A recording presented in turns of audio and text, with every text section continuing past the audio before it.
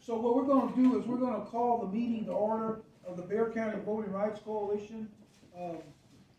This is the Know Why You're Marching Voter Education Radio and Film Series Planning and Strategy and Legal Documentation Meeting, Saturday, February the 26th, 2022, here at the Ariel House, 8118 Data Point. Well, we love that shirt. Did you have that made? No, I bought it somewhere last year. I was thinking, I know he's going to ask me and I'm not going to remember. Somewhere online. Doesn't that almost rhyme? Us old farts got to pass the torch. I like the way that sounds. So anyway, Valerie is with the group called Radical Registrar. So you want to introduce yourself to the team? Sure. Good morning, y'all. Hi, everyone. My name is Valerie Ryford. I'm the Executive Director at Radical Registrar. We do civic education, voter registration, and vote mobilization. Very good. And she's doing an awesome job.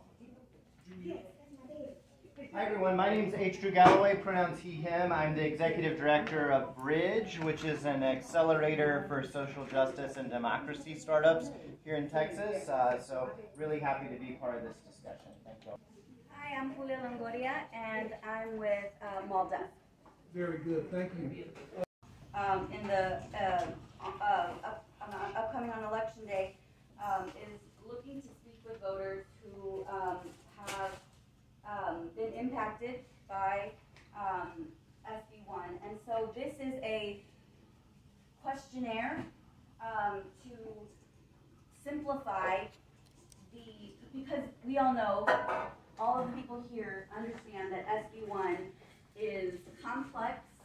It is trying to do is a little bit of what Drew was talking about here, which is gathering that evidence so that when we go to court, we can show the actual impact of what is occurring.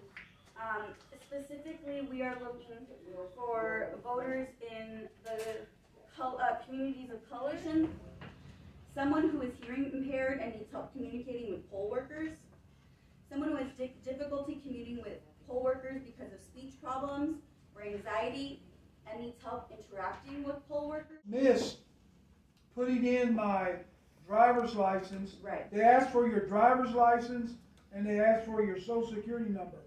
And I just happen, and it's in small print. This is by design. Right. And you can see on the mail ballot that you're looking at now that we're going to have a lot of our people, specifically in a disability community, right, and seniors, are going to miss it. Right. And so we're sitting in the car and I said, well, you have to lift the seal. And he goes, what seal? Because he can't see it. Right. So, I mean, and that was... So would normally you assist him, but because of this, you don't normally, you didn't go No, I don't. I just know that he has problems seeing, and when there's so many numbers, but I know enough to say, I want to make sure you get it right. Right. Let me say this, to keep this for the long haul. Yes. For you to have people come out in 35-degree weather, cold and rainy, and sit on a Saturday morning and talk about this issue, there's some serious people up in this room. I absolutely And I have the utmost respect. Everybody that's in this room right now, my stock's gone up within 500%. It was 100, now it's 5. So here's what I'm saying. Let me just say this to my friends from all. So I have the utmost respect, but the more people, like what Mr. Pena is saying, the more people we have kicking these people's butt, the better off we're going to be. The folks like Val and Move Texas and all the organizers on the ground that are doing the work that is moving Texas forward. I also want to start out by saying the organizers on the ground, the voter deputy registrars, the folks doing GOTV, everything, sounded the alarm on SB1, Senate Bill 1, a year ago. We knew that this bill was going to cause some of the chaos that we're now seeing in the election system, and so it's folks like Val and Claudia Yoli at Move Texas and others that have been fighting this.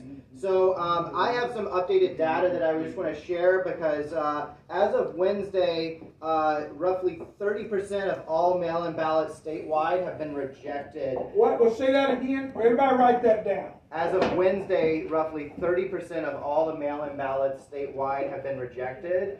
Drew, do we know what the Bexar County count is? I'm going to get to that, but the short answer is no. So, you know, out of those, this is per the New York Times Wednesday article, which is the most up-to-date information that's been put out so far. SB 1 is the exact direct cause of this. These ballots are predominantly being rejected because the Social Security number or, you know, the voter ID number are not matching. So the elections department and all the major counties are having to reject these. In 2020, just to compare, in 2020 the statewide rejection rate was less than 1%. Wow. And so more ballots have been rejected just from Dallas and Harris County in this election than all of the 2020 general election total. And so we both. Dallas, probably both. So, and it's pretty obvious to me they're targeting the places where minority people of color votes are going to be coming from. Yeah, without getting like a too partisan hat on, I think also I completely agree with that. Also, the Republicans have for a year or so now pushed this narrative that elections are rigged and that kind of stuff, and they have suppressed the mail-in ballot participation on their side of the party. So Republicans are much more For information. In a close election, everybody say close election. Those votes will be key to whether we win or lose. Your candidate wins or loses. And so Drew is right on point. Go ahead, Drew. Yeah, the data that shows this is predominantly from the first week of early voting in El Paso.